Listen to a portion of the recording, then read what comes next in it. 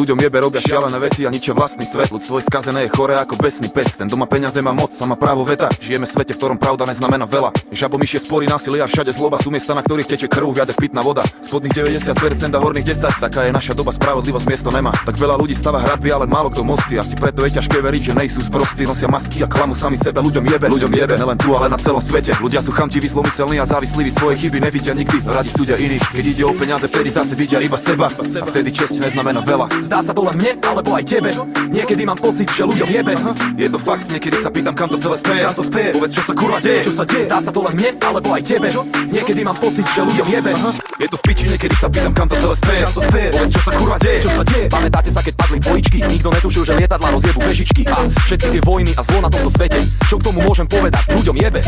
Niektorým zo života, iným z roboty, lebo majú málo, aj keď makajú jak kokoti. A bohatí už nevedia, že čo od dobroty. Majú domy a jachty obrovskej hodnoty. Politici stále sľubujú lepšie časy, pritom im ide iba o jedno, ovládať masy. Chcú získať moc a kontakty, robia biznisy a podpisujú kontrakty. Máme policajný štát, ktorý si ťa preverí.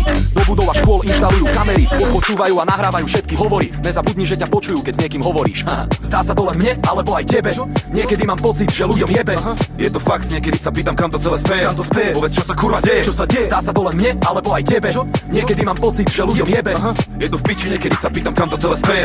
Povedz, čo sa kurva deje. Ani sa nečudujem, že niekomu z toho zadrbe, keď vidí meno vlastného syna vyrité na hrobe. Život prináša aj tragédie, lebo je raz taký a dá sa pochopiť, keď pre ne človek hlavu stratí. Nedokážem ale pochopiť, že ľuďom jebe z toľkej nenávisti, ktorú cítia voči sebe. Čo sa deje, že musíme byť stále vo vojne. Kurva, keď je nejaká snaha riešiť veci pokojne. Ľuďom jebe, stále ženú sa za pachom peňazí. Kvôli prachom, svojim prachom vedia nohy podraziť. Je to chamtivo, však sme blbší ako opice. Ľudská márnivosť už odjak živa nemá hranice. Ľuďom jebe, stále závidia si jeden druhému. Bohatému víkend v Ríme a penku chorému. Je to choré, že takto vlastne nadávame sebe, ale nemôžem si pomôcť, bracho, ľuďom vážne jebe.